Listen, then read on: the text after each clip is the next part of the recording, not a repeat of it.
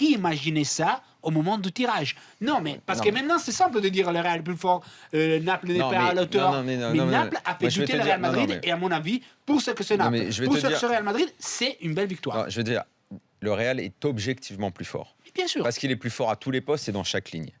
Voilà. Que Naples ait fait douter ce soir, oui. Parce que autant je n'y croyais pas du tout au coup d'envoi, autant à la mi-temps, au vu de ce qui était en train de se passer, je me suis dit, est-ce que ce Real... En fait, je me suis mis à envisager un Real, comme on l'a vu en championnat ces derniers temps, parfois un peu train sénateur, se faire bousculer, mais avec toujours cette possibilité d'être sauvé à la dernière minute, comme ça leur est souvent arrivé, parce qu'ils ont cette force-là.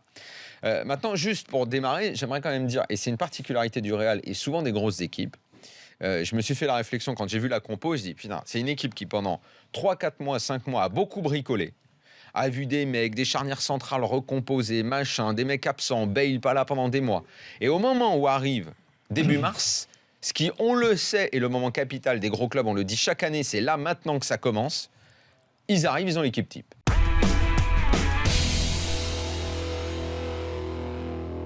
On peut toujours parler des combinaisons.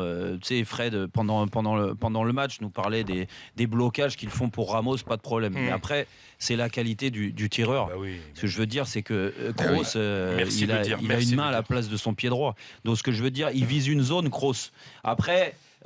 il vise pas un joueur, il vise une zone. Après, comme par hasard, quand tu vises cette zone-là, c'est toujours les mêmes joueurs qui s'y présentent. Moi, j'ai tiré des coups de pied arrêtés. J'ai passé beaucoup de temps dans ma réflexion aussi, et je voyais les déplacements de mes défenseurs, du moins ceux qui montaient, et j'ai l'impression que c'était toujours les mêmes qui prenaient le ballon, alors que forcément, c'était pas forcément eux que je visais. Et c'est pour ça, tu sais, on parlait de la relation Kroos avec Ramos. T'as plein d'autres relations. Aujourd'hui, regarde Thiago Silva avec le Paris Saint-Germain. Il y a eu un moment, début de saison. de la tête, Oui, d'ailleurs, parce qu'il est comme ça. Et pourtant, c'est pas le joueur le plus Van imposant. Buten aussi, qui marquait beaucoup de la tête. Ouais, il y avait. C'est comme ça. C'est voilà, c'est la sensation de ces joueurs.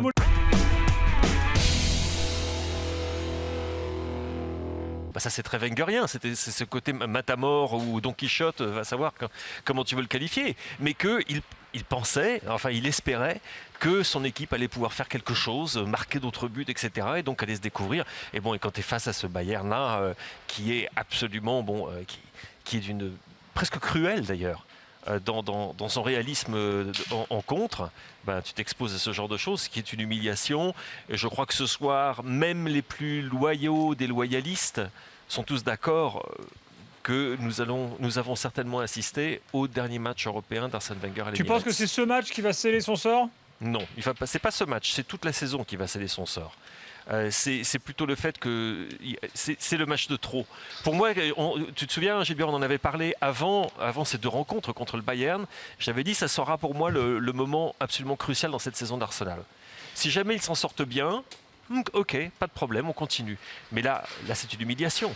Tu peux pas perdre 10-2 face à un Bayern qui, Lorto me le confirmera, était pas au top ce soir et a été franchement malmené pendant 45 minutes.